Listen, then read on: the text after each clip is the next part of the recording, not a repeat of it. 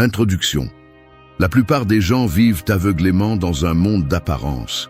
Ils croient ce qu'on leur dit, tombent dans des pièges émotionnels et confondent de fausses intentions avec l'authenticité. Ils ne se rendent pas compte qu'ils sont constamment manipulés, influencés et, dans le pire des cas, utilisés. Mais savez-vous ce qui distingue ceux qui dominent la vie de ceux qui sont dominés? Leur capacité à lire et à comprendre les gens instantanément. Car même si quelqu'un peut mentir avec ses mots, son corps, son ton de voix et ses micro-expressions le trahissent. Peu importe la qualité de sa performance, il y aura toujours quelque chose qui révélera sa véritable nature. Et si vous êtes assez perspicace, vous apprendrez à voir ce que les autres ne voient pas. Vous comprendrez ce qu'ils ressentent vraiment, même lorsqu'ils essaient. Ce n'est pas seulement une compétence utile, c'est un outil de survie. Si vous ne pouvez pas lire les gens, vous finirez par tomber dans leur jeu, à réagir impulsivement et à commettre des erreurs qui vous coûteront cher. Mais si vous apprenez à observer, à interpréter et à agir intelligemment, vous aurez un avantage sur 99%. Aujourd'hui, je vais vous donner les outils pour développer cette compétence. Je vais vous montrer comment déchiffrer les véritables intentions de quelqu'un, détecter les manipulations et projeter de la confiance dans n'importe quelle situation. Il ne s'agit pas de lire dans les pensées, il s'agit de lire la réalité avec clarté. Alors, faites attention, car ce que vous allez apprendre aujourd'hui peut complètement changer la façon dont vous interagissez avec le monde. Action 1. Apprendre à reconnaître les émotions déguisées. Les gens mentent, tout le temps, pas seulement avec des mots, mais aussi avec des expressions, des gestes, des silences et des changements subtils dans leur ton de voix. Nous vivons dans un monde où la majorité cache ce qu'elle ressent vraiment, que ce soit par peur, honte ou commodité. Certains le font parce qu'ils ne veulent pas se montrer vulnérables, d'autres parce qu'ils cherchent à manipuler, et quelques-uns parce qu'ils ne sont même pas conscients de ce qu'ils font. Mais si tu apprends à voir au-delà des apparences, si tu entraînes ta capacité à détecter les émotions déguisées, tu vas développer un énorme avantage sur les autres. Parce que pendant que les autres tombent dans des pièges émotionnels, tu liras la vérité qui se cache derrière chaque regard, chaque sourire forcé, chaque mot soigneusement choisi pour tromper. Et voici la clé. Les émotions réelles laissent toujours une trace. Tu peux déguiser une émotion, mais tu ne peux pas la faire disparaître complètement. Si quelqu'un dit qu'il va bien mais que sa bouche est tendue, sa mâchoire serrée et son regard évite le tien, il ne va pas bien. Si quelqu'un assure qu'il est calme, mais que sa respiration est irrégulière, ses mains tremblent et sa voix se brise au moment clé, il retient quelque chose. Les émotions déguisées sont comme un feu couvert par une couverture. Aussi fort qu'ils essaient de les cacher, les cendres, la fumée et la chaleur continueront à s'échapper. Et le problème est que la plupart des gens sont si distraits, si pris dans leur propre monde, qu'ils ne se rendent pas compte de ce qui se passe réellement devant leurs yeux. C'est ainsi qu'ils finissent entourés de personnes fausses, tombant dans des relations toxiques et faisant confiance à ceux qui ne le méritent pas. Mais tu ne peux pas te permettre cela. Si tu veux vraiment comprendre les gens, tu dois t'entraîner à lire ce qui n'est pas dit. Tu dois observer au-delà de la surface et capter les petits détails qui trahissent quelqu'un. Et ce n'est pas une question d'intuition, de magie ou d'un sixième sens. C'est simplement de l'attention et de l'observation. Quand tu parles à quelqu'un, fais attention à la congruence entre ses mots et ses gestes. Dit-il qu'il est heureux, mais ses lèvres se courbent à peine et son rire sonne vide? Il n'est pas heureux. Te dit-il qu'il ne se soucie pas de quelque chose, mais son corps est rigide et sa respiration s'accélère? Il ment. Te dit-il que tout va bien, mais ses épaules sont tombantes et son ton de voix est plat? Il est épuisé émotionnellement. Le langage corporel ne ment pas. Le problème est que la plupart des gens ne prennent pas le temps de voir ces détails. Et si tu ne les vois pas, tu deviens vulnérable. Tu deviens le genre de personne qui croit en de jolis mots et en des promesses vides. Celui qui est surpris quand quelqu'un le trahit. Celui qui se laisse tromper par des discours bien répétés. Mais si tu développes la capacité de voir la vérité derrière les mots, tu ne seras jamais trompé. Entraîne ta perception. N'écoute pas seulement ce que les gens disent, observe comment ils le disent. Regarde les changements sur leur visage, les poses inconfortables, la tension dans leur mâchoire, la façon dont leurs mains bougent quand ils parlent. Quand quelqu'un ment ou cache quelque chose, son corps le trahit. Cela ne signifie pas que tu dois devenir paranoïaque, ni que tu dois remettre tout le monde en question. Cela signifie que tu dois être conscient de la réalité. Les gens cachent des choses, et si tu n'apprends pas à le voir, tôt ou tard, tu paieras le prix. Alors à partir de maintenant, arrête de prendre tout au pied de la lettre. Ouvre les yeux, fais attention, regarde au-delà de l'évidence. Parce que ceux qui développent cette compétence non seulement évitent d'être trompés, mais commencent aussi à voir le monde tel qu'il est. Et quand tu vois la vérité, tu prends de meilleures décisions. Parce que celui qui sait lire les émotions déguisées sait exactement à qui il a affaire. Action 2. Observez comment leur réaction change sous pression. Le véritable caractère d'une personne ne se voit pas quand tout est calme, mais quand la pression commence à étouffer. N'importe qui peut trouver sécurité, stabilité et même gentillesse lorsque les circonstances lui sont favorables. Mais dès que le stress apparaît, les masques se fissurent et la vérité s'infiltre par les fissures. Sous pression, les gens perdent le contrôle de leurs réponses répétées et montrent leur véritable essence. Ils s'agitent, hésitent, balbutient ou explosent. Certains s'accrochent à des excuses, d'autres déchargent leur frustration sur les autres, tandis que certains s'effondrent à la première difficulté. Lorsque l'environnement n'est plus favorable, chaque personne réagit en fonction de ce qu'elle est vraiment. La plus grande erreur est de juger les autres sur la façon dont ils agissent dans leurs meilleurs jours. Les gens confondent la courtoisie avec la bonté, le calme avec la force, la confiance avec la stabilité émotionnelle. Mais rien de tout cela n'est réel, jusqu'à ce que la pression les mette à l'épreuve. Lorsqu'une personne qui se vante de patience s'irrite pour le moindre désagrément, elle démontre que sa patience n'a jamais été authentique. Elle était simplement dans une situation confortable. Lorsqu'une personne qui semble sûre d'elle commence à transpirer, à éviter le contact visuel et à perdre de l'assurance dans sa voix, il est évident que sa confiance était un masque. Lorsqu'une personne qui feint la générosité devient indifférente quand vous ne lui êtes plus utile, elle révèle sa véritable nature. Les réactions sous pression sont la façon la plus précise d'identifier l'authenticité de quelqu'un. L'attention est une loupe qui expose chaque faiblesse cachée, chaque mensonge déguisé en vertu. Dans ces moments, il n'y a pas de temps pour agir, seulement pour réagir. Et c'est là que la vérité se montre sans filtre. La maîtrise de cette observation ne consiste pas à provoquer du stress chez les autres, mais à apprendre à détecter comment ils se comportent lorsque la vie le fait pour vous. En temps de crise, certains s'élèvent et d'autres s'enfoncent. Certains s'adaptent et d'autres s'effondrent. Certains assument leurs responsabilités et d'autres cherchent des coupables. La façon dont quelqu'un gère ses erreurs est le reflet de sa maturité.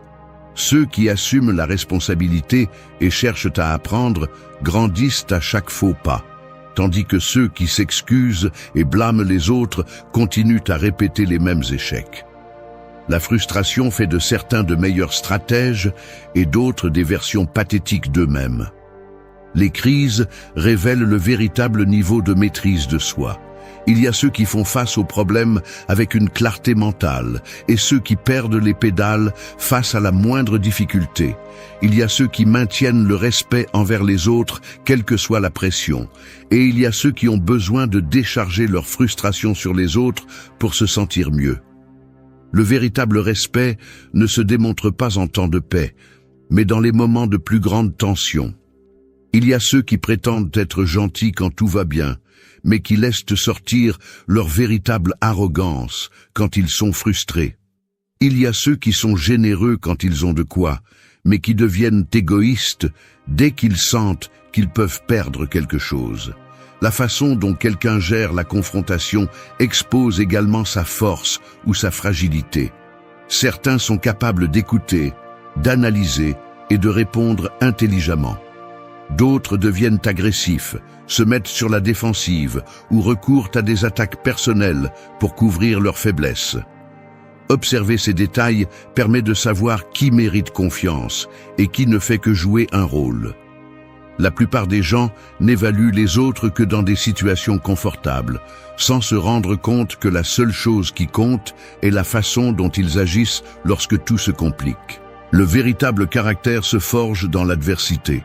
Ceux qui s'effondrent sous la pression n'ont jamais été forts, ils étaient simplement à l'aise. Ceux qui perdent leur calme à chaque défi ne sont pas stables, ils n'ont simplement jamais été mis à l'épreuve. La vie, à un moment donné, expose tout le monde. Le temps est le meilleur juge et les circonstances difficiles sont le seul examen que personne ne peut truquer. Lorsque la pression arrive, chacun montre ce qu'il est vraiment. Ceux qui comprennent cela ne se laisseront jamais tromper. Ceux qui ne le comprennent pas finissent entourés de personnes qui ne sont pas ce qu'elles prétendent être. Action 3. Capter les changements subtils dans son expression faciale. Le visage d'une personne est un livre ouvert pour celui qui sait le lire. La plupart croient pouvoir cacher ce qu'ils ressentent avec des mots bien choisis et un ton de voix contrôlé. Mais le visage laisse toujours échapper la vérité. Chaque petite contraction musculaire, chaque léger changement de regard, chaque geste éphémère est un indice sur ce qui se passe réellement à l'intérieur. Le problème est que presque personne ne prête attention. Les gens écoutent ce qu'on leur dit, mais ils n'observent pas comment on le leur dit. Ils ignorent les détails qui révèlent l'inconfort, la peur, le mépris ou l'intérêt véritable. Et c'est là qu'ils deviennent vulnérables. Le visage humain est incapable de cacher complètement les émotions car elles se produisent à un niveau instinctif.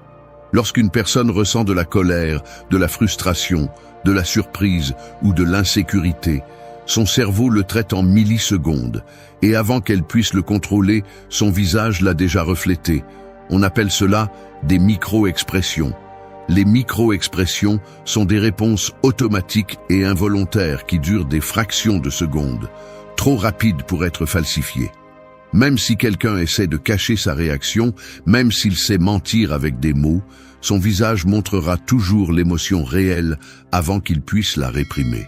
Un léger froncement de sourcils avant de répondre calmement indique de la colère ou de l'agacement réprimé. Un bref soulèvement d'un sourcil alors que quelqu'un prétend être d'accord est un signe de scepticisme ou d'incrédulité. Un sourire qui apparaît et disparaît trop rapidement n'est pas un sourire authentique, mais une réponse mécanique sans émotion réelle. Un regard qui se retient un instant avant de s'adoucir indique que la personne a ressenti de la colère, mais l'a cachée. Ces détails se produisent en moins d'une seconde, mais ils sont incontrôlables.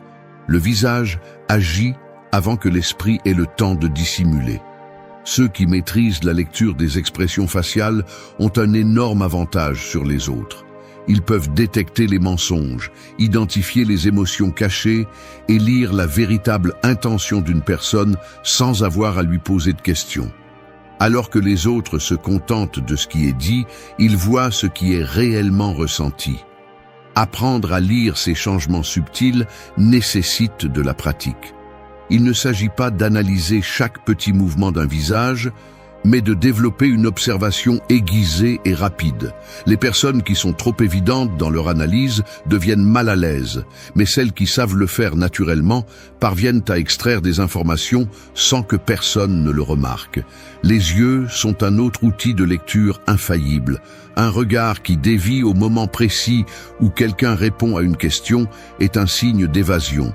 Un clignement des yeux plus lent que la normale peut indiquer que quelqu'un est en train de préparer un mensonge avant de le dire.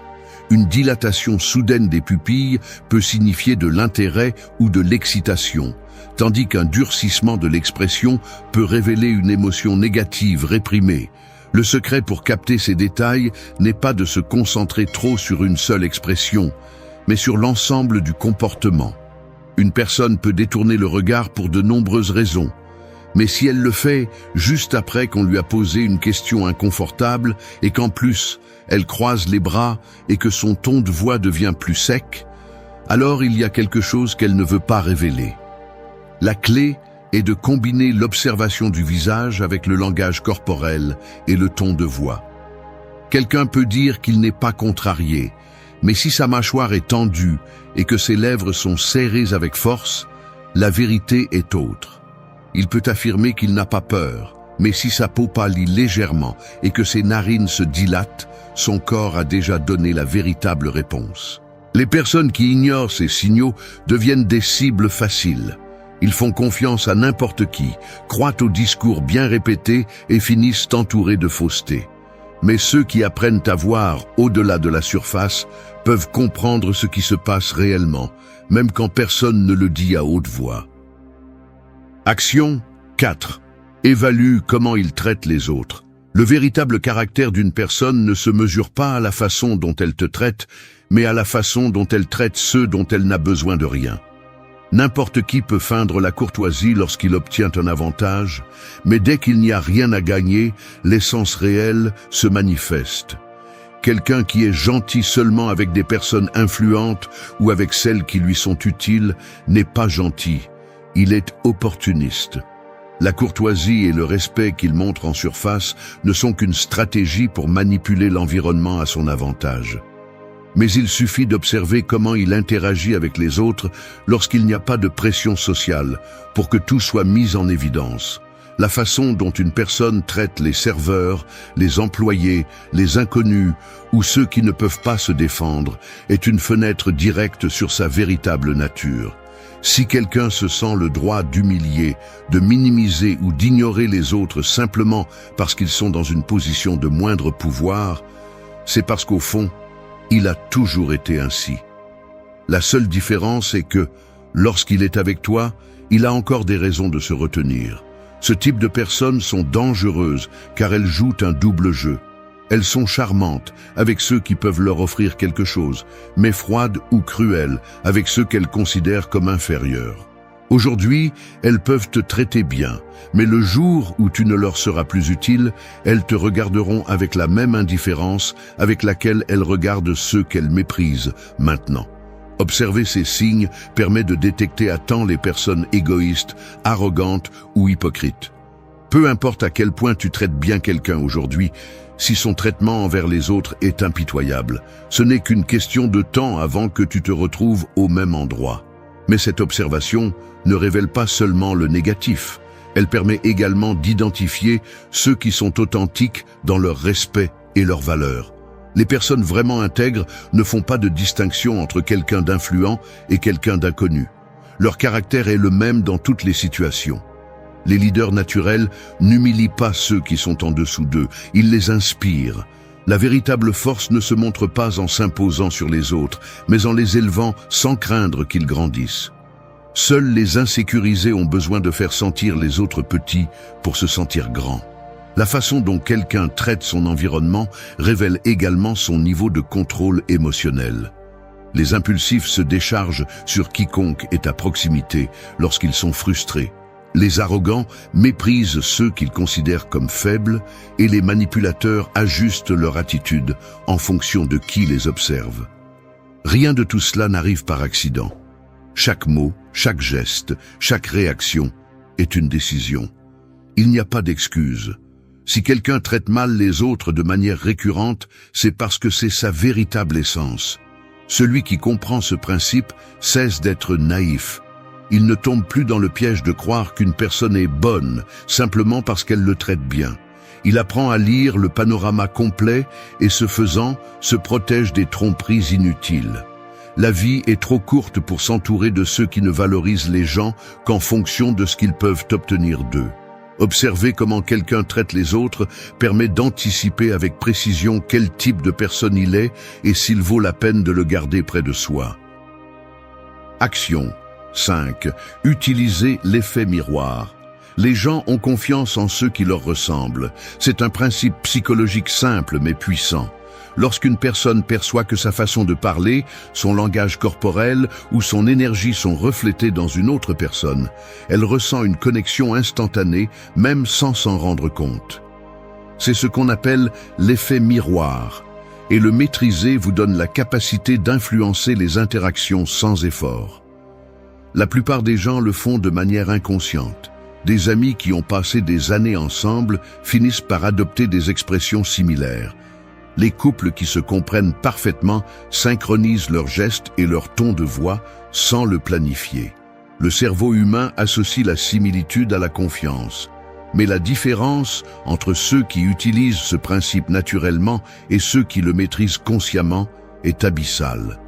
Celui qui comprend l'effet miroir peut générer de l'empathie avec n'importe qui, briser les barrières sociales et faire en sorte que les gens se sentent à l'aise sans qu'ils soupçonnent qu'ils sont influencés. Le reflet subtil du langage corporel est la façon la plus efficace d'appliquer cette technique. Lorsqu'une personne croise les bras, incline la tête ou change de posture, imiter ce mouvement naturellement crée un sentiment de connexion immédiate. Mais la clé est de le faire subtilement. Copier de manière évidente semble forcé et provoque le rejet. Cela doit être quelque chose de progressif, naturel, comme si le rythme de la conversation vous guidait. Le ton de la voix et le rythme de la parole jouent également un rôle crucial. Si quelqu'un parle vite et avec énergie, répondre avec la même intensité maintient le flux naturel de la conversation. Si quelqu'un utilise un ton posé et réfléchi, répondre de la même manière renforce le sentiment de compréhension mutuelle. Ce principe est particulièrement utile dans les négociations, les entretiens ou toute situation où la confiance est clé. Lorsqu'une personne sent qu'elle parle à quelqu'un qui la comprend, elle baisse la garde, se détend et est plus susceptible d'être ouverte et honnête. Mais l'effet miroir ne concerne pas seulement la synchronisation du langage corporel et de la voix. Il implique également de comprendre l'état émotionnel de l'autre personne et de le refléter intelligemment. Si quelqu'un est frustré, répondre calmement plutôt qu'agressivement aide à équilibrer l'interaction. Si quelqu'un est excité, répondre avec enthousiasme renforce la connexion. Il ne s'agit pas de manipuler, mais de comprendre et de s'adapter. L'erreur de beaucoup de gens est d'imposer leur propre rythme et énergie sans tenir compte de l'état mental de l'autre. Cela crée des barrières inutiles. Celui qui maîtrise l'effet miroir s'adapte, coule et fait en sorte que toute conversation se sente naturelle et confortable. Pour appliquer cette technique efficacement, il est important de développer l'observation. Prêtez attention à la posture de l'autre personne, à son ton de voix, à son niveau d'énergie. Si quelqu'un est détendu et parle lentement, imitez ce rythme pour créer une atmosphère de confiance. Si quelqu'un est enthousiaste et énergique, reflétez son énergie pour maintenir le dynamisme de la conversation. Il est également utile de pratiquer avec de petites interactions quotidiennes. Dans les conversations de tous les jours, remarquez comment les gens réagissent lorsque vous reflétez inconsciemment leur langage corporel. Avec le temps, cette compétence devient naturelle et cesse de se sentir comme un effort conscient. Ceux qui ne comprennent pas ce principe ont tendance à créer de la résistance sans s'en rendre compte. Ce sont ceux qui parlent trop vite à quelqu'un qui a besoin de temps pour traiter l'information. Ce sont ceux qui maintiennent une posture fermée lorsque l'autre personne cherche l'ouverture. Ce sont ceux qui forcent une attitude dominante lorsque la situation exige de la patience. La déconnexion se produit lorsque l'on ignore l'accord de l'autre. L'effet miroir n'est pas seulement une technique, mais un outil pour améliorer la qualité de toute interaction. Le comprendre et l'appliquer intelligemment permet de créer des liens plus solides, de faciliter les accords et de faire en sorte que la communication coule naturellement. Savoir se connecter avec les autres à ce niveau n'est pas un tour de passe-passe social. C'est un avantage qui se reflète dans tous les domaines de la vie. Action 6. Découvrez quand quelqu'un agit ou est authentique. Les gens peuvent mentir avec des mots, ils peuvent déguiser leurs intentions avec des gestes répétés et ils peuvent projeter une image qui n'a rien à voir avec ce qu'ils sont vraiment. Mais la vérité, tôt ou tard, se fait toujours jour. Apprendre à distinguer entre quelqu'un d'authentique et quelqu'un qui joue simplement un rôle est l'une des compétences les plus importantes pour éviter les tromperies, les manipulations et les déceptions. Les signes sont partout, mais la plupart des gens ne les voient pas. Non pas parce qu'ils sont difficiles à détecter, mais parce que les gens choisissent de croire ce qui leur convient. Beaucoup préfèrent accepter un mensonge confortable plutôt que de faire face à une vérité inconfortable. Mais ceux qui veulent vraiment comprendre les autres doivent s'entraîner à voir au-delà des apparences. Une personne authentique est cohérente dans sa façon d'agir. Son langage corporel, ses mots et ses émotions sont alignés. Elle n'a pas besoin d'exagérer ou de forcer des réactions.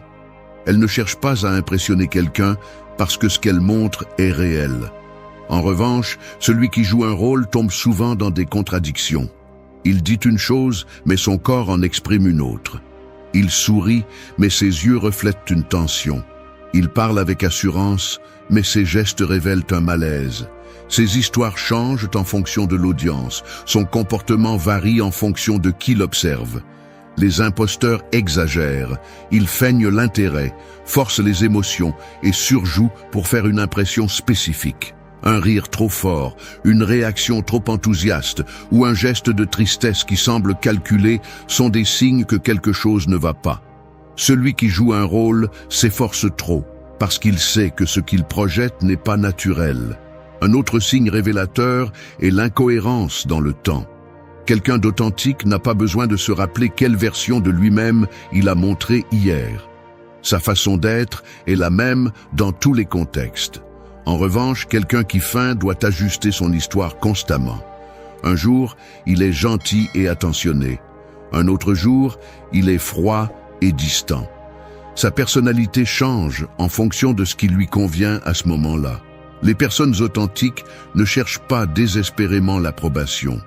Ils n'ont pas besoin de validation constante ni de s'efforcer de s'intégrer à tout prix. Ils parlent avec honnêteté, même si cela signifie mettre les autres mal à l'aise. Ils ne modifient pas leur discours pour plaire. Leur identité ne dépend pas de l'opinion des autres.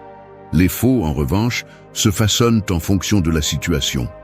Ils disent ce qu'ils pensent que les autres veulent entendre, changent leur position en fonction du public et ajustent leur moralité en fonction de la commodité.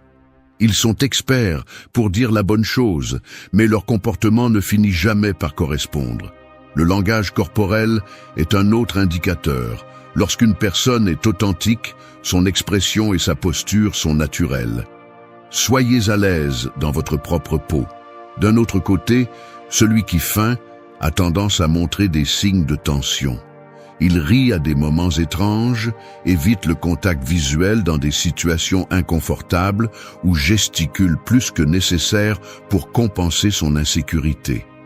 Il ne s'agit pas de juger tout le monde avec paranoïa, mais d'apprendre à remarquer ces modèles.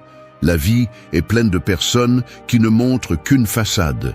Ceux qui font confiance aveuglément à n'importe qui finissent par être entourés de fausseté. La clé est d'observer avec patience. Ne vous laissez pas impressionner par ce que quelqu'un dit en un jour, mais par ce qu'il démontre avec le temps.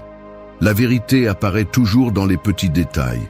Une réaction déplacée, une attitude forcée, une histoire qui ne correspond pas. Détecter qui est réel et qui joue simplement un rôle est un avantage que peu de gens ont.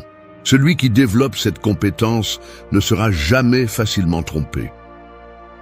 Action 7. Maîtriser l'art de lire entre les lignes. La plupart des gens écoutent ce qui est dit en surface, mais ne prêtent pas attention à ce qui est réellement communiqué. Les mots peuvent être soigneusement choisis pour dissimuler des intentions, mais il y a toujours quelque chose de plus profond derrière eux. Celui qui n'apprend pas à lire entre les lignes reste vulnérable face aux manipulateurs, aux tromperies et aux demi-vérités. Tout le monde ne dit pas ce qu'il pense vraiment. Beaucoup cachent leurs véritables intentions derrière des phrases ambiguës, des compliments empoisonnés ou des excuses conçues pour dissimuler la réalité. Mais les mots laissent toujours des traces. Dans la façon dont quelqu'un parle, dans ce qu'il omet, dans sa réaction à certains sujets, c'est là que se trouve la vérité que la plupart ne voient pas. Lire entre les lignes ne signifie pas interpréter ce que vous voulez croire, mais analyser avec précision ce que quelqu'un transmet réellement. Ne vous contentez pas des mots, prêtez attention à l'intention derrière eux. Les personnes qui maîtrisent cet art prêtent attention aux pauses, aux changements de ton de voix, à la manière dont quelqu'un évite certains sujets ou répond par des phrases génériques quand il devrait être direct. Ce qui n'est pas dit est souvent plus important que ce qui est dit. Quand quelqu'un change soudainement de sujet, c'est parce qu'il y a quelque chose qu'il ne veut pas discuter. Quand il donne des réponses vagues ou peu engageantes, c'est parce qu'il veut éviter une vérité inconfortable. Quand il utilise des mots compliqués et ornés, il essaie souvent de dissimuler un mensonge. Les réponses trop parfaites sont souvent un signe que quelque chose est caché. Apprendre à lire entre les lignes est un avantage dans tous les domaines de la vie. Des conversations décontractées aux négociations importantes, comprendre ce qui est réellement communiqué vous permet de prendre de meilleures décisions et de ne pas tomber dans des pièges émotionnels. Mais il ne s'agit pas seulement de détecter les mensonges ou les tromperies, mais aussi de comprendre ce dont les autres ont réellement besoin. Beaucoup de personnes ont du mal à exprimer ce qu'elles ressentent ou ce qu'elles veulent, mais leurs mots, leurs gestes et leur silence le rendent clair. Quelqu'un peut dire qu'il va bien quand son ton de voix et son langage corporel indiquent le contraire. Il peut nier qu'il est dérangé par quelque chose, mais sa façon d'agir reflète son inconfort. Celui qui maîtrise cette compétence ne se laisse pas emporter par l'émotion du moment. Il écoute attentivement, observe avec patience et analyse avant de réagir. Il ne se laisse pas tromper par de belles paroles, ni manipuler par des discours calculés. Il comprend que la véritable communication ne réside pas dans ce qui est dit ouvertement, mais dans ce qui est caché derrière. Pour développer cette capacité, il faut prêter attention à 3 éléments clés. Le langage non verbal, la façon dont quelqu'un bouge, maintient sa posture et change ses expressions en dit plus que n'importe quel discours. Si les mots disent une chose, mais que le corps en dit une autre, le corps a toujours raison. Le ton de la voix et les pauses, les gens ont tendance à hésiter ou à éviter certains mots quand ils ne veulent pas révéler quelque chose. Un ton trop contrôlé sur un sujet sensible peut indiquer que quelqu'un a répété sa réponse. Les incohérences dans le message, si une histoire change avec le temps, c'est parce qu'il y a quelque chose qui ne correspond pas. Quand quelqu'un parle avec trop de détails inutiles, il essaie souvent de renforcer un mensonge. Ceux qui ne savent pas lire entre les lignes sont facilement trompés. Ils restent avec la version superficielle des faits, croient en des discours bien structurés sans analyser le fond et font confiance à ceux qui savent manipuler avec des mots. Mais ceux qui prêtent attention aux détails, ceux qui analysent ce qui est réellement communiqué, sont ceux qui voient toujours la vérité avant les autres.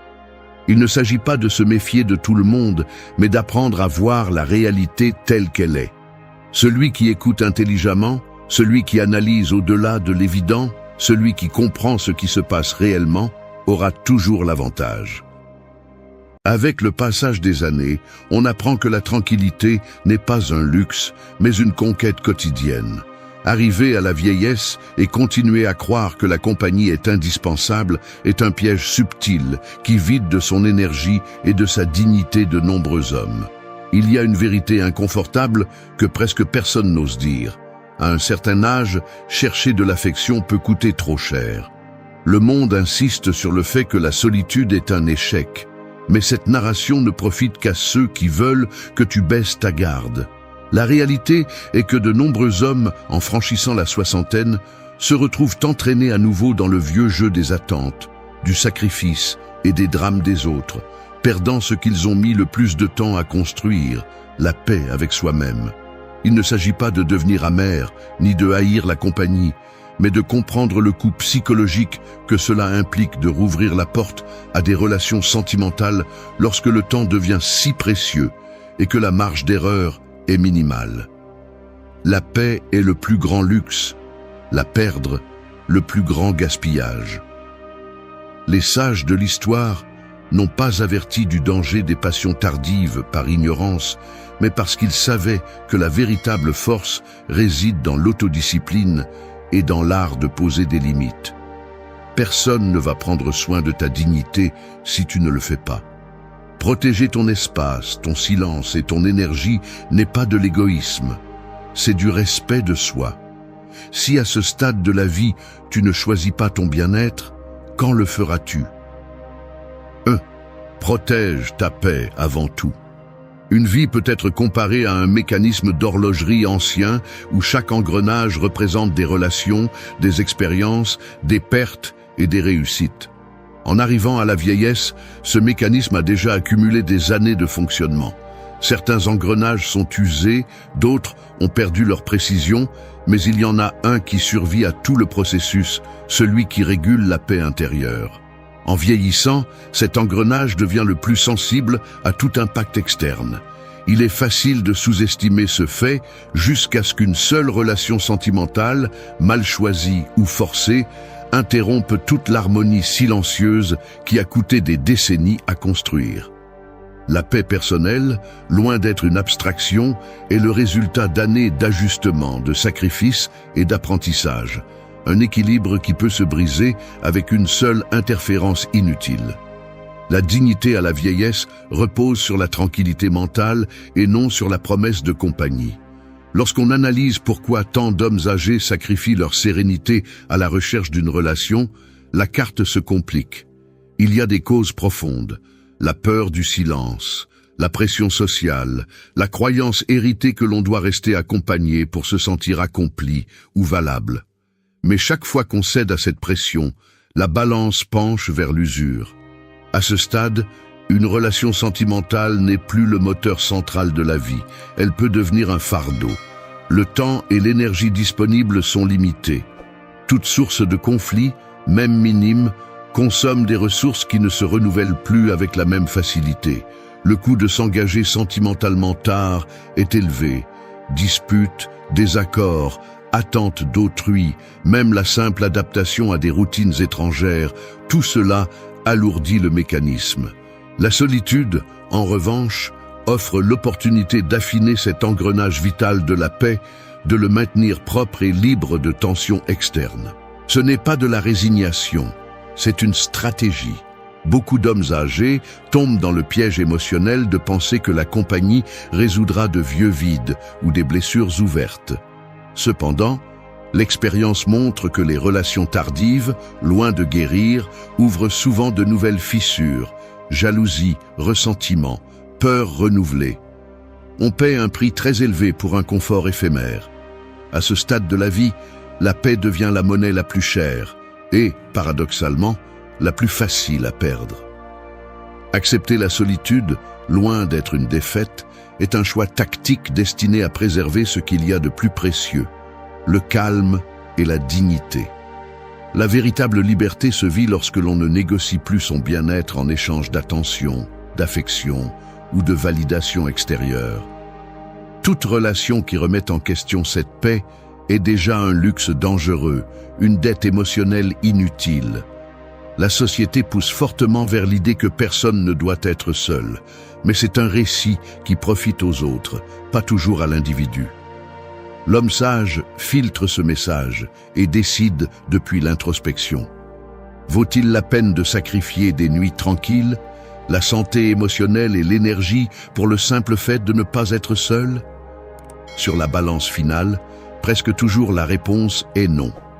Chaque jour sans conflit est un petit triomphe gagné à la sueur de son front, et cela vaut plus que n'importe quelle compagnie circonstancielle. La paix personnelle est un investissement dont personne d'autre ne peut s'approprier. La défendre, c'est aussi défendre la dignité et l'intégrité personnelle. Protéger ta paix n'est pas de l'égoïsme, c'est une sagesse avancée. Seul celui qui a dû se reconstruire après une vie d'erreur sentimentale comprend la valeur d'un après-midi sans dispute, d'une matinée sans reproche, d'une existence sans avoir à céder son propre terrain. La solitude choisie est un acte de pouvoir. Et il y a une ligne à ne pas franchir. Ne mets jamais en jeu ta tranquillité par peur de vieillir seul. La paix ne se négocie pas. Elle se protège bec et ongles. Car au final, la seule compagnie indispensable est celle de soi-même, dans le silence et le calme. 2. La solitude choisie renforce l'esprit. La solitude choisie n'est pas une condamnation, c'est une épreuve de force. La plupart des gens ne supportent pas de se regarder en face, ni de passer plus de quelques heures sans le bruit d'une autre voix remplissant l'espace. Le fauteuil vide, la table dressée pour une seule personne, le téléphone qui sonne à peine, tout cela pèse, mais n'écrase pas l'homme qui a compris la valeur de son propre silence.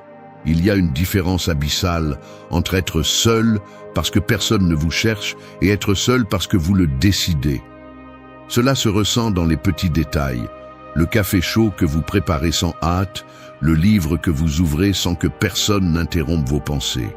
Le fait de marcher dans la maison sans avoir à justifier un seul pas. Le corps se détend. Le visage perd cette tension constante de celui qui attend la prochaine dispute ou le prochain reproche. La tranquillité n'est pas passivité. C'est la sensation concrète de ne pas avoir à défendre son territoire émotionnel chaque jour. Dans la pratique, la solitude choisie se traduit par des actions. Ne pas répondre aux messages que vous savez n'apporter que des problèmes.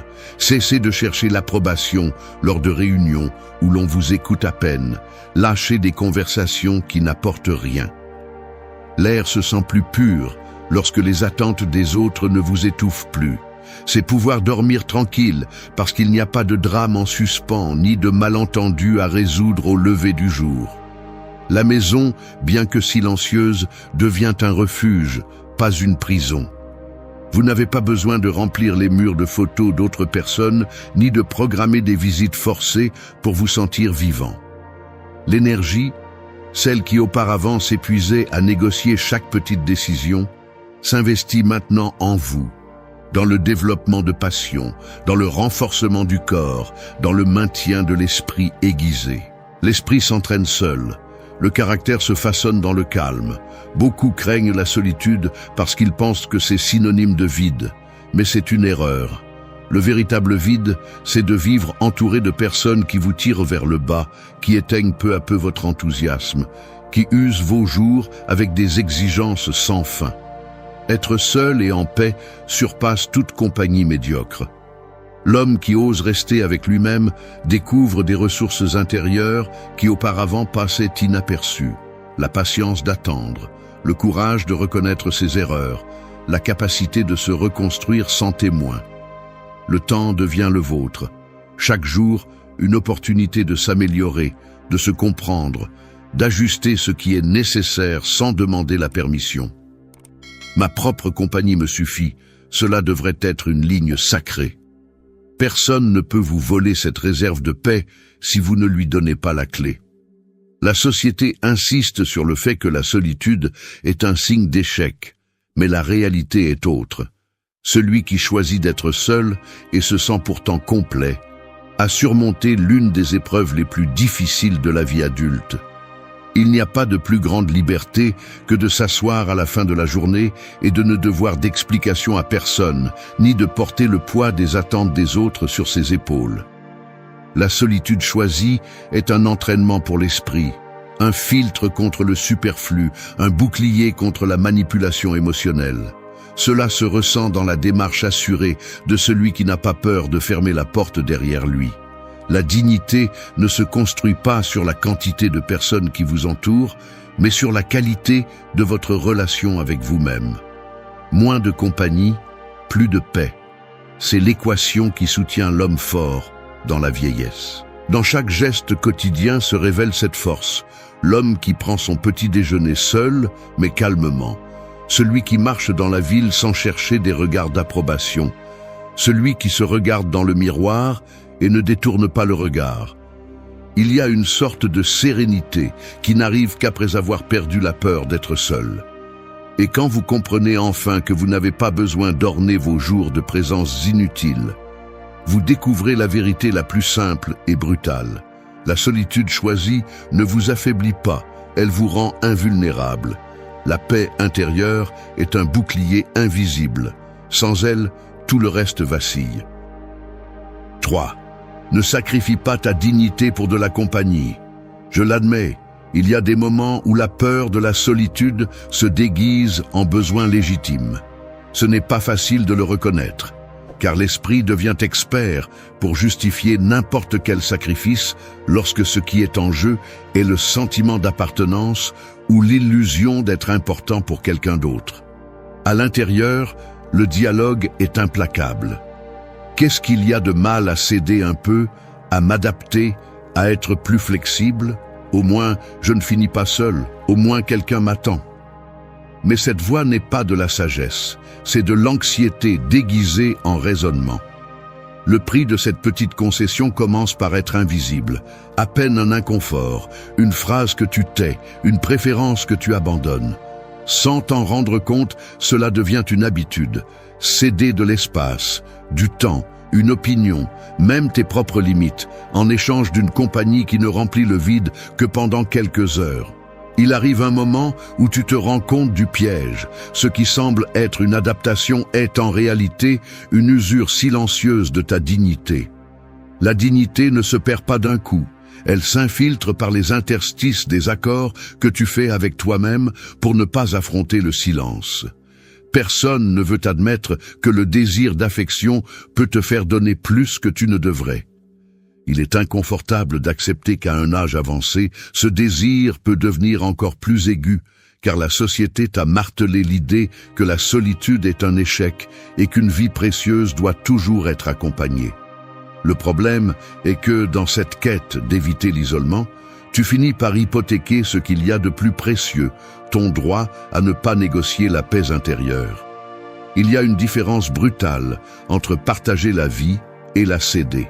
Quand tu te surprends à justifier des manques de respect, à tolérer des commentaires blessants ou à accepter des routines qui te pèsent, juste par peur de rester seul, tu as franchi une ligne dangereuse. Cette ligne est la frontière de ta dignité, et personne d'autre ne la défendra pour toi. Le plus difficile dans cet apprentissage, c'est que cela va à l'encontre de tout ce que tu as intégré pendant des décennies. Depuis ta jeunesse, on t'a appris que faire des sacrifices pour les autres est noble, que céder est un signe de maturité, que la flexibilité garantit l'harmonie. Cela peut être vrai dans la jeunesse, quand tu as encore du temps, de l'énergie et une marge pour reconstruire. Mais à un âge avancé, chaque concession a un coût irréversible. Ce que tu donnes ne revient plus. L'espace mental et émotionnel que tu cèdes ne se renouvelle pas facilement. Et le corps, qui supportait autrefois le stress et le conflit, te facture maintenant avec des insomnies, de la fatigue et des maladies que tu ne considérais même pas auparavant. La dignité devient une sorte de muscle. Elle ne se renforce que si tu l'exerces, si tu restes ferme face à la tentation de céder l'essentiel pour l'accessoire. La véritable épreuve de caractère arrive lorsque tu peux te regarder en face et reconnaître jusqu'où tu es prêt à aller pour ne pas être seul. L'auto-tromperie est un mécanisme astucieux. Elle te fera voir comme raisonnable n'importe quel sacrifice, tant que tu évites le vide de la maison tranquille. Mais chaque fois que tu décides de supporter un manque de considération, chaque fois que tu permets une invasion de ton espace, tu te trahis toi-même. Il n'y a pas de manière élégante de le dire. Celui qui s'habitue à négocier sa dignité pour de la compagnie finit par perdre les deux. Ni paix, ni proximité authentique. Juste une compagnie ternie, construite sur des renoncements qui ne t'honorent pas. La dignité n'est pas négociable. Celui qui la livre par peur finit les mains vides. L'histoire est pleine d'exemples d'hommes qui, pour ne pas affronter la solitude, ont livré leur royaume intérieur contre une fausse sécurité. Mais la véritable sagesse ne provient pas du nombre de personnes autour de toi, mais de la qualité de l'espace que tu occupes avec toi-même. Il ne s'agit pas de devenir ermite, ni de rejeter tout lien, mais de comprendre qu'il y a un seuil qui ne doit jamais être franchi. Si une relation exige que tu sacrifies la sérénité, l'identité ou les principes, ce n'est pas de la compagnie, c'est un piège. Je le répète, la paix ne se négocie pas. L'homme qui se respecte prend soin de lui. Et celui qui prend soin de lui choisit la solitude quand elle est préférable à la compagnie destructrice. Protéger la dignité, c'est protéger la vie qui t'appartient encore. Que personne ne te convainque du contraire. 4. Évalue le silence comme source de clarté. Le silence n'est pas le refuge des lâches, c'est le terrain où se forge la clarté. Si tu ne supportes pas d'être seul avec tes propres pensées, tu as déjà perdu la bataille la plus importante, celle de te connaître en profondeur et surtout celle de te contrôler. Il ne s'agit pas de mettre de la musique pour combler les vides, ni de remplir la maison de conversations vides. Je parle de faire taire le monde intentionnellement, de te défier à garder l'esprit tranquille et à observer ce qui émerge. La plupart des gens ne le supportent pas parce que là, dans cet espace sans distraction, toutes les excuses, les auto-illusions et les dépendances émotionnelles que tu as traînées pendant des années sont exposées. L'homme qui ne sait pas être en silence ne saura jamais prendre une décision ferme. Si tu as besoin de bruit constant pour te sentir vivant, alors tu vis à crédit des stimuli externes et ce prêt se rembourse toujours avec des intérêts, anxiété, indécision, épuisement. La clarté se paie cher et ne s'obtient qu'en solitude. Il est facile de se tromper en croyant que le bruit social, les opinions des autres et la compagnie constante sont des signes d'une vie pleine. Mensonge. Ce n'est que dans le silence que tu peux identifier les fractures de ton caractère, voir de face les erreurs que tu as commises et, ce qui est plus important, décider avec quel type d'homme tu veux mourir. Si le silence te terrifie, c'est parce qu'au fond, tu sais qu'il n'y a pas de place pour les masques. Aucune relation sentimentale, aussi bonne soit-elle, ne te donnera cette clarté mentale qui n'arrive que lorsque tu éteins tout ce qui est extérieur et que tu restes avec l'essentiel. Celui qui cherche la clarté dans le bruit finit aveugle à force de regarder vers l'extérieur. Ce n'est pas un hasard si les sages de toutes les époques fuyaient l'excès de compagnie. Ils savaient que chaque minute de silence était un investissement dans la lucidité, pas une perte de temps. Ne te trompe pas. L'homme qui craint le silence finit par être esclave de n'importe quelle voix qui lui promet du réconfort, même si ce réconfort est médiocre ou destructeur. Le silence n'est pas une punition, c'est un entraînement. Chaque fois que tu te permets d'être seul et en silence, tu affines tes filtres mentaux, tu détectes des schémas de pensée qui déformaient ta vision et tu récupères le contrôle sur ce que tu laisses entrer dans ta vie. Les faibles cherchent le bruit parce que c'est là qu'il est plus facile de cacher ce qu'ils ne veulent pas admettre. Mais la clarté ne se négocie pas, elle se conquiert. Le silence t'oblige à examiner tes véritables motivations. Cherches-tu une relation par amour, par faiblesse ou par simple peur d'affronter tes propres pensées? Là se trouve la différence entre agir avec maîtrise ou vivre comme un improvisé. La société va te vendre l'idée que le silence est solitude et que la solitude est échec. Plus mensonge. Le silence est un laboratoire de caractère. C'est dans le silence que celui qui a le courage de se regarder sans fioriture ni justification définit sa direction. Si tu es de ceux qui ont besoin d'une voix à côté pour savoir qui tu as déjà perdu l'axe. Il n'y a pas de clarté dans le bruit, seulement distraction et usure. La lucidité se forge dans le calme, pas dans la multitude. Méfie-toi de ton besoin de compagnie quand tu ne peux pas supporter d'être avec toi-même. C'est le signe que tu as encore du travail à faire. Personne ne va te donner de clarté. Personne ne va s'asseoir avec toi pour déchiffrer tes motifs les plus cachés. Ce travail t'appartient et seulement à toi. Le silence est le filtre le plus brutal et le plus honnête qui existe. Si tu l'évites, tu te condamnes à vivre dans la confusion et à prendre des décisions qui ne naissent pas de ton centre, mais de tes insécurités. Évalue le silence, non pas comme un luxe, mais comme un outil indispensable pour une vieillesse digne. Seul l'homme qui s'entraîne dans le calme peut choisir avec qui partager sa paix et, ce qui est le plus important, quand dire stop. Personne ne se perd dans le silence. Se perd celui qui n'ose jamais y entrer. 5. Ne cherche pas l'affection à tout prix. Tu te lèves, prépares ton petit déjeuner et vois ce message sur ton téléphone. Un salut tiède, une invitation à discuter, peut-être la promesse d'un après-midi en compagnie.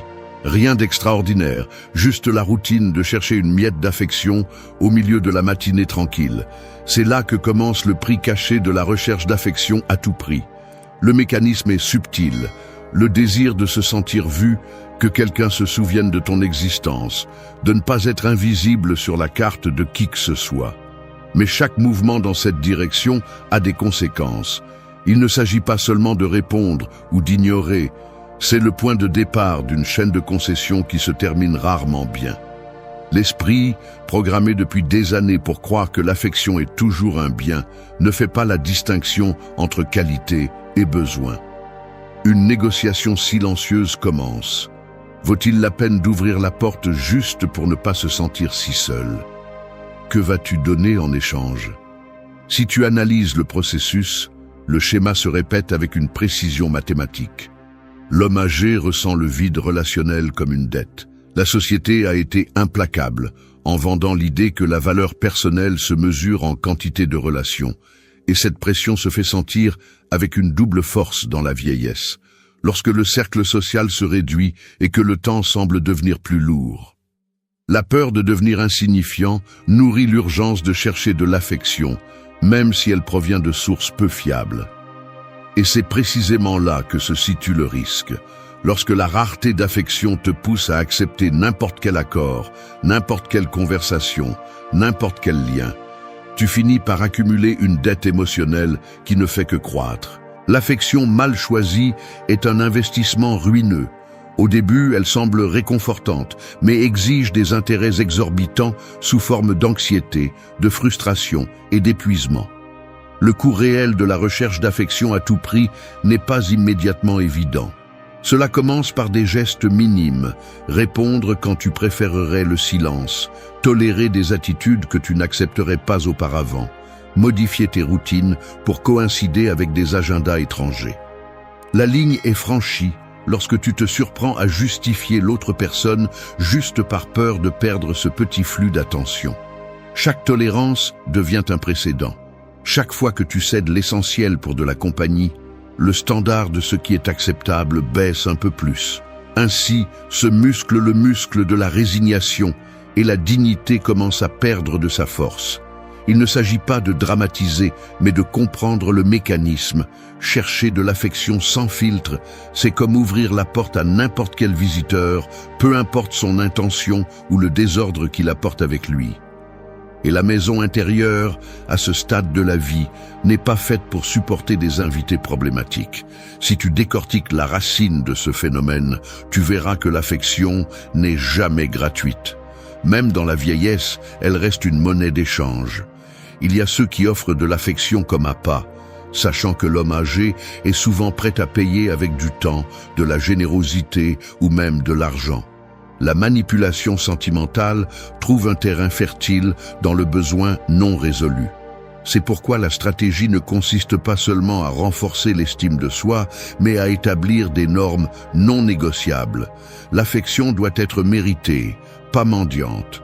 Tous les câlins ne sont pas des refuges, certains sont des chaînes. Une phrase à ne pas oublier: le prix de l'affection bon marché est la perte de ta paix. La décision est tactique. Choisir entre l'inconfort passager de la solitude et l'épuisement permanent d'une compagnie mal choisie.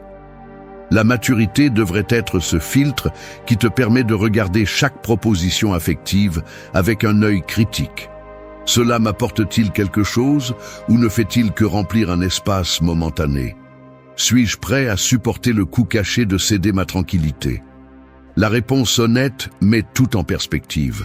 La dignité se protège dans les petits refus, dans les noms qui semblent insignifiants, mais qui contiennent la graine de la paix durable. Ne cherche pas l'affection à tout prix.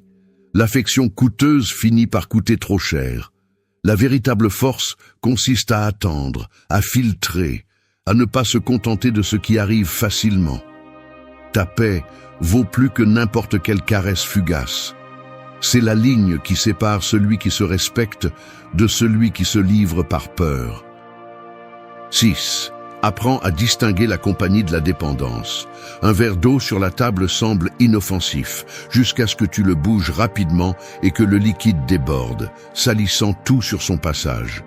C'est ainsi que fonctionne la différence entre la compagnie et la dépendance. À première vue, les deux se confondent, mais seule l'une peut déborder et ruiner ce que tu as réussi à garder propre. Dans la routine quotidienne, la scène se répète dans les petits gestes. Cet homme âgé qui, en recevant un appel, sent son pouls s'accélérer non par joie, mais par l'urgence de ne pas décevoir celui qui est de l'autre côté. La tasse de café refroidit en attendant un message. Il change son emploi du temps juste pour coïncider avec l'agenda d'autrui, reporte ses promenades, met de côté les livres qu'il aimait auparavant. La compagnie saine s'ajoute, la dépendance t'entraîne. Tu n'as pas besoin d'une loupe pour les distinguer, juste d'honnêteté pour voir la différence sans excuse. Dans les premières étapes, la compagnie se sent légère, comme la brise en ouvrant une fenêtre. Conversation sincère, silence confortable, respect des espaces individuels. Mais la dépendance s'infiltre lentement, comme une humidité invisible qui, avec le temps, tache le plafond et affaiblit la structure. Tu te réveilles un jour en remarquant que tu ne te souviens plus de la dernière fois où tu as pris une décision juste pour toi, que tu demandes avant chaque mouvement, que ton humeur dépend de la présence ou de l'humeur d'une autre personne.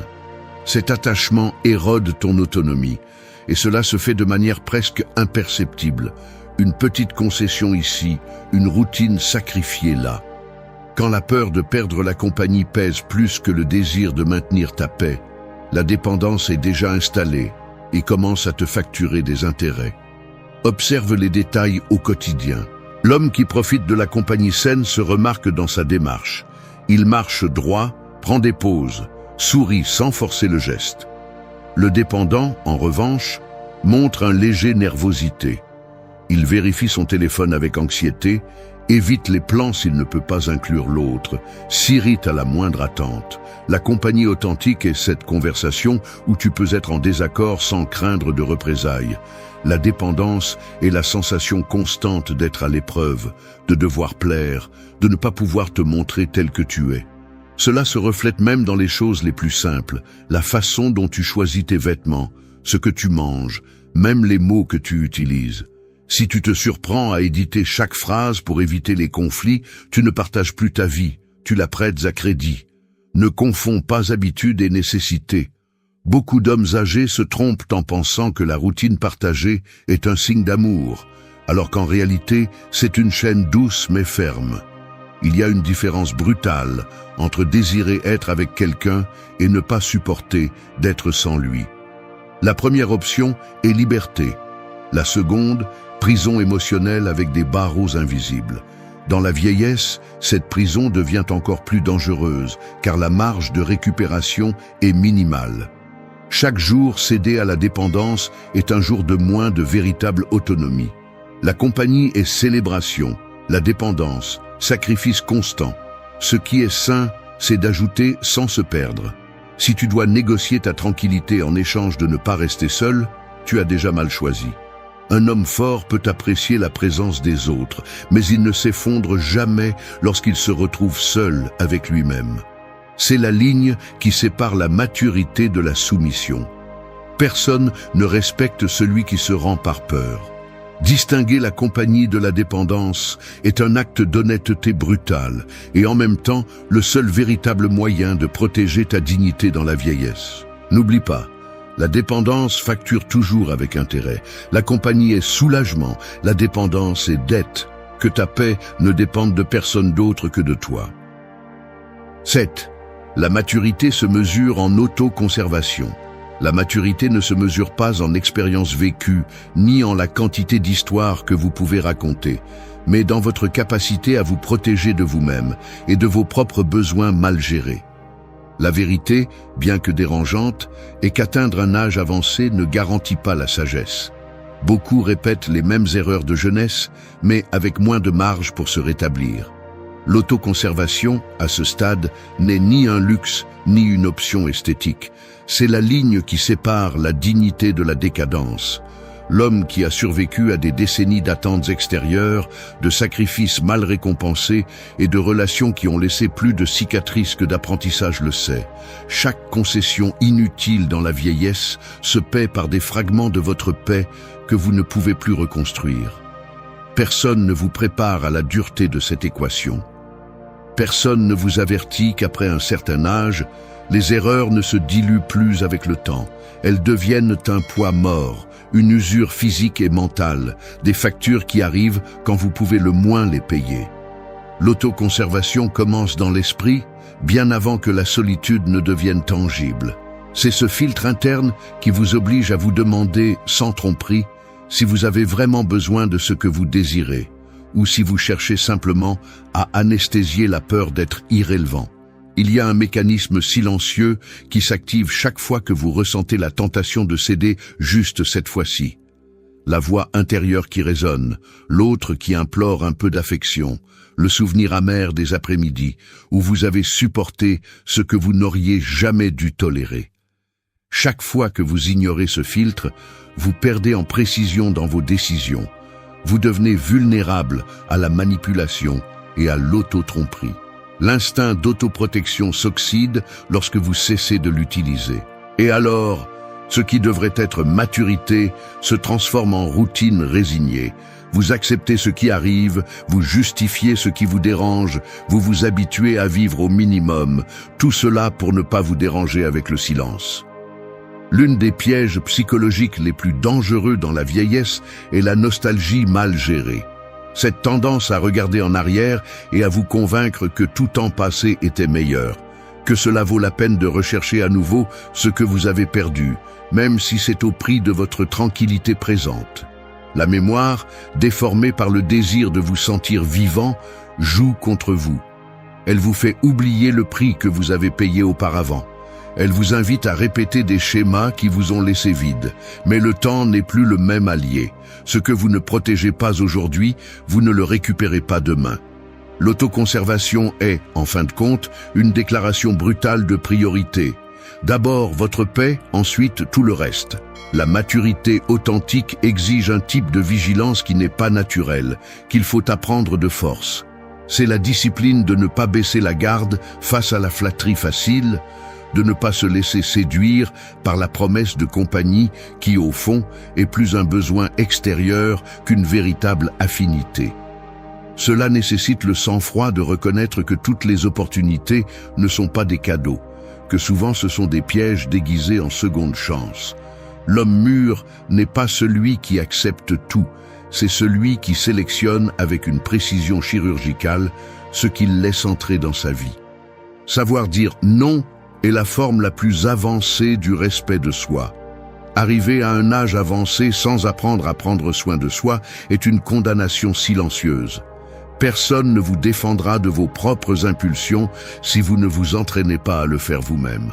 L'autoconservation n'est pas de l'égoïsme, c'est une survie émotionnelle. Seul celui qui comprend cela peut regarder en arrière sans regret. La ligne emblématique ici est simple. Votre paix vaut plus que n'importe quelle nouvelle histoire. Ne sacrifiez pas des années de calme pour des minutes de compagnie douteuse. Dans la vieillesse, la maturité est l'art de ne pas risquer l'essentiel pour le passager. Protégez-vous. Personne d'autre ne le fera pour vous. 8. Votre bien-être ne dépend pas des autres. Reconnaissons-le une bonne fois pour toutes. Le plus grand piège mental dans la vieillesse est la croyance que votre bien-être dépend de ce que les autres font ou ne font pas pour vous. C'est inconfortable de l'admettre, car vous avez passé la moitié de votre vie à justifier votre humeur en fonction de l'attitude de ceux qui vous entourent. Vous vous êtes convaincu que la validation, la joie ou le calme viennent toujours de l'extérieur. Un message, une caresse, une visite, une promesse de compagnie qui parfois n'est jamais tenue. Vous vous êtes habitué à attendre que quelqu'un comble vos vides, à ce que votre environnement vous dicte quand vous devez vous sentir bien ou mal, et chaque fois que vous le faites, vous affaiblissez le seul muscle qui compte vraiment dans la vieillesse, celui de l'autodépendance. Combien de fois encore allez-vous laisser votre paix personnelle entre les mains des autres avant de comprendre que personne, absolument personne, ne va prioriser votre bien-être comme vous devriez le faire? C'est brutal, mais nécessaire, de dévoiler le mensonge que vous vous racontez chaque matin. Si elle change, si elle m'appelle, si elle me prête attention, alors je vais bien. Mensonge. C'est le scénario de l'homme faible, de celui qui arrive vieux sans avoir appris à se tenir seul. parce que le bien-être qui dépend des autres est toujours un prêt dans des conditions misérables. Un jour, on vous le donne, un autre jour, on vous le retire, et vous vivez avec l'âme hypothéquée à l'agenda émotionnel de quelqu'un d'autre. Le problème n'est pas la solitude, c'est l'habitude maladive d'attendre que votre tranquillité soit le résultat d'une équation que vous ne contrôlez pas. C'est ainsi que vieillissent les hommes incertains, en attendant la réaction des autres, en mesurant leur valeur en fonction de l'attention qu'ils reçoivent, en renonçant à l'autonomie mentale, parce que la peur de l'indifférence les paralyse. Et c'est le chemin le plus court vers la frustration et l'épuisement. Personne ne vous le dit en face, mais je vais vous le dire clairement. Le bien-être qui dépend des autres est le plus grand ennemi de votre dignité. L'homme qui s'accroche à l'idée qu'il a besoin d'être aimé pour être en paix finit par mendier de l'affection, à tolérer des miettes et à accepter des conditions qui détruisent son estime de soi en échange d'une compagnie insipide. La véritable liberté dans la vieillesse se conquiert lorsque vous comprenez que votre état intérieur est votre affaire, que personne n'a l'obligation ni le pouvoir de garantir vos jours tranquilles, que la sérénité est un investissement privé, pas un héritage collectif. Le plus commun des auto-illusions est de déguiser la dépendance émotionnelle en sensibilité, en besoin humain, en noblesse. Ne vous trompez pas, c'est de la faiblesse, pas une vertu. Si vous n'entraînez pas la discipline de ne rien attendre, vous finirez par vivre dans un carrousel émotionnel où votre humeur et votre énergie tournent selon la présence ou le silence de quelqu'un d'autre. L'homme mature n'attend pas, il construit, il ne supplie pas, il établit des limites. Il n'a pas besoin de public, il se suffit à lui-même. Je vais vous le dire sans détour, votre paix est votre responsabilité, pas un droit délégué à autrui. Répétez-le chaque fois que vous vous surprenez à chercher à l'extérieur ce que vous refusez de cultiver à l'intérieur. Si vous vous découvrez à justifier votre malaise parce que personne ne m'appelle, personne ne me comprend, personne ne prend soin de moi, vous vous livrez volontairement à l'impuissance. Ici, il n'y a pas de place pour des excuses romantiques ni pour des victimismes confortables. Le bien-être qui repose sur l'attitude des autres est une recette sûre pour la déception chronique. Personne ne va remplir vos vides comme vous en avez besoin. Personne ne va se battre pour vos batailles internes. Personne ne va prioriser votre tranquillité sur la sienne. C'est un travail solitaire. Et oui, c'est dur, mais c'est le seul chemin vers la véritable dignité dans la vieillesse.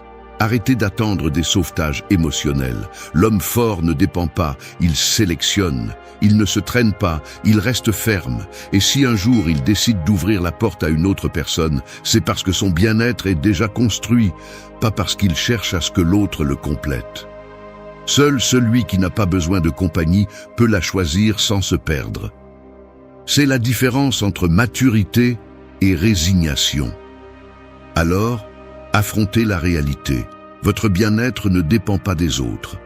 Il dépend de la discipline quotidienne de protéger votre état mental et émotionnel comme l'actif le plus précieux, de ne pas hypothéquer votre tranquillité par peur de disparaître du radar des autres. Si vous ne le comprenez pas maintenant, vous allez le payer cher, avec des insomnies, avec des ressentiments, avec le goût amer d'avoir vécu à l'ombre des attentes externes. Personne ne va vous sauver de cette condamnation sauf vous. Entraînez l'autodépendance comme un muscle. Ne négociez pas votre paix. Faites-en une habitude, faites-en un principe, faites-en votre ligne sacrée. Car dans la vieillesse, la véritable maîtrise est d'être le maître de votre propre bien-être. Merci d'être resté jusqu'à la fin de la vidéo.